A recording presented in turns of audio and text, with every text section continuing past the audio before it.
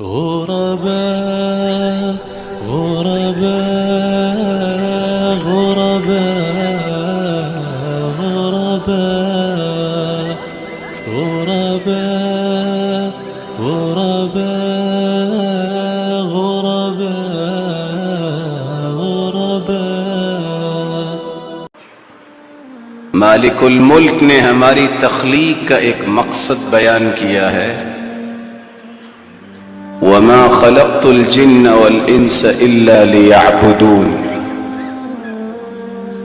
تخلیق کائنات کا صرف ایک مقصد اپنی زندگی کے لیل و نہار کو اللہ کے حوالے کر دینا۔ ہر وہ قول، ہر وہ فعل جو تم سے صادر ہو،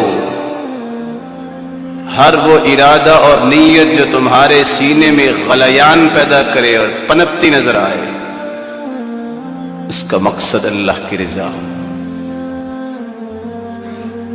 اس لیے اللہ رب العزت نے ایک فیصلہ سناتے ہوئے ایک سوال کیا ہے، امن هو قانت آناء اللیل ساجدا وقائما يحذر الآخرة وَيَرْجُو رَحْمَةَ رَبِّهِ۔ جو شخص رات کی گھڑیوں میں اللہ کے سامنے کھڑا ہو جاتا ہے، سجدے کرتا ہے، رب کی رحمت کی امید کرتے ہوئے، اور آخرت کے دن اللہ کے سامنے پیش ہونے کا خوف اس کے دل میں موجزن ہے۔ قل هل يستوي الذين يعلمون والذين لا يعلمون۔ اسی کو ہی اللہ نے حقیقی علم کہا ہے۔ کیا علم والے اور جاہل برابر ہو سکتے ہیں؟ انما يتذكر اولو الالباب، لیکن اس طرح کی باتوں سے نصیحت بھی وہی لے سکتے ہیں اولو الالباب، جن کی عقل سلیم ہوتی ہے، جو دانشمند ہوتے ہیں، عقل و فہم و فراست کے مالک ہوتے ہیں۔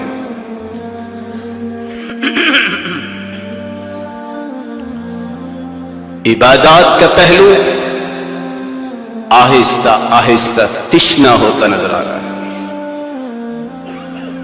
ایک طرف سے آواز آتی ہے زمانہ بہت پیچھے رہ گیا، کیا کرے؟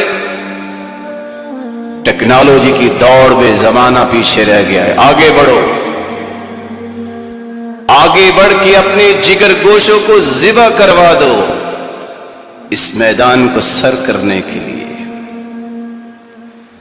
ابھی وہ آواز تھمتی نہیں، دوسری طرف سے آواز اٹھتی ہے، زمانہ لٹ گیا، کیا کریں؟ جب تک مال نہیں آئے گا اس وقت تک معاشرے میں امن اور استحکام پیدا نہیں ہو سکے۔ کیا کرے؟ کشکول گدائی لے کے دنیا کے چپے چپے میں پھرتے نظر آؤ۔ ابھی وہ آواز رکتی نہیں، تیسری طرف سے آواز یہودیوں اور عیسائیوں کی طرف سے تو آنی ہی تھی کہ دنیا میں امن چاہیے تو مسلمانوں کو نیست و نابود کر دو۔ دشمن کی آواز سن کے چونکنے والا مسلمان ایک چوتھی آواز سنتا ہے، اور افسوس یہ آواز دینے والا وہ ہے جو مسلمان ہے، یہ آواز دینے والا وہ ہے جس کو قوت گویائی دی تو مسجد نے گویائی دی، جس کو قوت بیان دیا تو نبوی منہج کو پڑھنے سے ملا، اور وہ لوگوں کی آراء اور ان کی مستقبل کی زندگی سے کھیلنے کے لیے آواز دیتا ہے، چھوڑو عبادت کو، چھوڑو ان پڑھائی کے دھندوں کو، اس وقت وہ وقت نہیں رہا، اب وقت آیا ہے تو اس بات کا کہ ہم معاشرے کے اندر کام کریں، اور کام کیا ہوگا؟ عبادت سے پس پشت ہو کر اس اثر روح سے اپنے آپ کو خالی کر کے مسلمانوں کی عبادت اور محبت الہی کی بنی ہوئی عمارت کو مسمار کر کے ایک نئی عمارت کی تشکیل دینے یہ جا رہا ہے. اور سب سے پہلے اس کی زبان گویا ہوتی ہے تو علماء پہ طعن، تشکیک اور عبادت پہ بڑی بڑی آوازیں کسنا یہ بھی کوئی کام ہے. لوگ چاند پہ پہنچ گئے اور یہ بھی تہجدیں پڑھ رہے ہیں، شعر پڑھتے ہیں. ہم وضو کرتے رہے اور فلاں وہاں پہنچ گئے. رسول اللہ صلی اللہ علیہ وسلم کے پاس معاشرے میں کام کرنے کے دو راستے تھے. ایک راستہ وہ تھا چودھری کے مقابلے میں چودھری بنتے، ابو جہل کی اینٹ سے اینٹ بجانے کے لیے اپنے آپ کو چودھری کے لیول پہ لے کے آتے. آپ نے نظر التفات نہیں کیا. آپ نے جس راستے کو اختیار کیا کائنات رب کی ہے، اس رب کے سامنے جھکیں گے. وہ اس کائنات کے اوپر مقام و مرتبہ دینے والا ہے تو وہ رب ہے، اس لیے اس کے سامنے گرا جائے. اس لیے آج اس خطبے میں ہماری گفتگو کا محور عبادت کا وہ افتاد اور اٹھان ہے جس کو تہجد کہتے ہیں، جس کو لوگوں نے نسیہ منسیہ اس لیے کہہ کر دیا وقت نہیں ہے. رات کے 2 بجے تک مختلف سائٹس میں بیٹھ کے مسلمانوں کی یوتھ جس کے کندھوں پہ اسلام کا بوجھ آنا تھا، ان کے کندھوں پہ یاروں کا بوجھ آ گیا. وہ امت کا بوجھ کیسے اٹھائیں گے؟ جن کندھوں پہ امت اسلامیہ نے ٹیک لگانی تھی، ان کندھوں میں اگر درد ہے تو کس وجہ سے کہ سسٹم نہیں بن رہا جس کے اختیار کرنے سے میرا معاشرے میں نام پیدا ہو جائے. آئیے کچھ اسلام کا سسٹم بھی سمجھ لیں. اللہ رب العزت قرآن مجید میں فرماتے ہیں کسی کی ایمان کی نشانی یہ ہے انما یؤمن بآیاتنا الذین اذا ذکروا بها خروا سجدا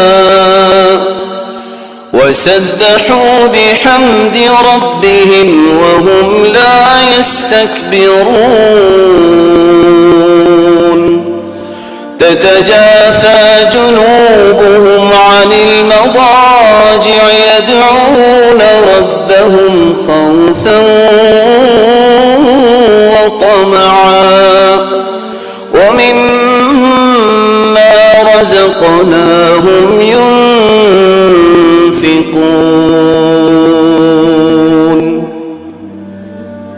مومنوں کی آنکھوں کا سکون ہے تو اس بات میں تتجافى جنوبهم عن المضاجع.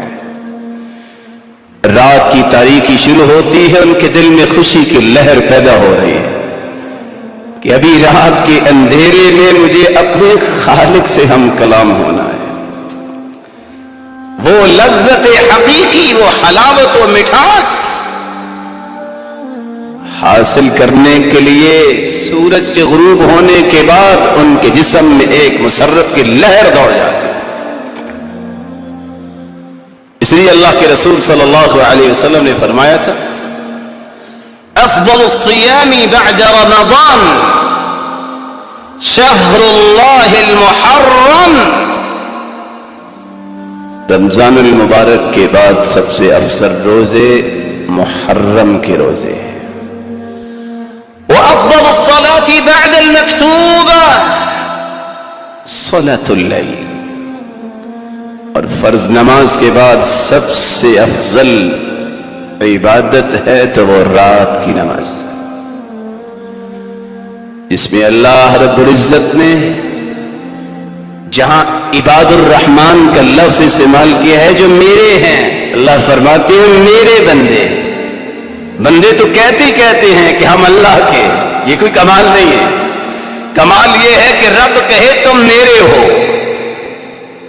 وہاں صفت کیا بیان کی ہے؟